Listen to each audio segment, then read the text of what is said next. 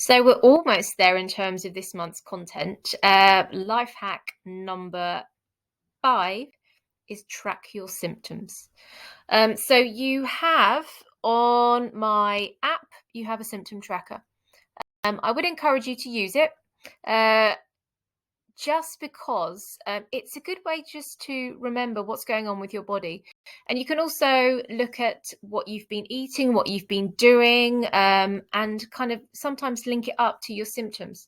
So you might find that you've had a lot of sugary food and then you have a lot of hot flushes that week. So if you've had a particularly bad week of eating out late and stuff, and then you find that you have hot flushes and insomnia, could be linked to your diet.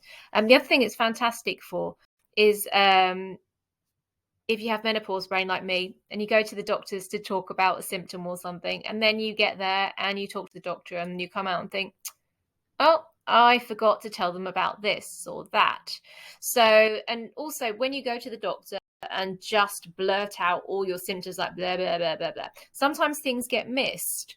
And it's quite hard for the doctor to actually kind of comprehend what's going on with you, as opposed if you go in with a nice list of stuff that you've actually been accumulating over the month or whatever, or over a couple of months, and you can just literally give them the printout or make a little note, just hand it to them and say, these are all the symptoms I've had. And then they can look down, and it's much easier for them to assimilate the information, and they will be able to help you better in theory because they get all the facts there in a nice list. It's nice and clear. There's no unnecessary words, and it will help you. So track your symptoms. You might notice some patterns. You might recognize that prior to your period, you get slightly different symptoms now.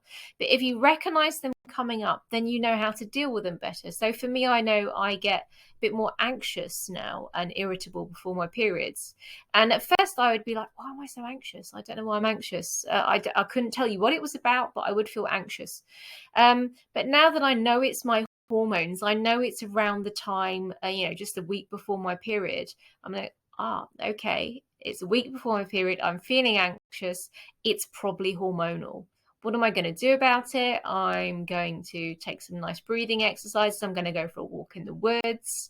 Might have a little bit of a nana nap, or I also take Pucker Menopause Serenity tablets, which have got Ayurvedic remedies in, and they have ashwagandha, which is known for being very good at helping you with stress and anxiety.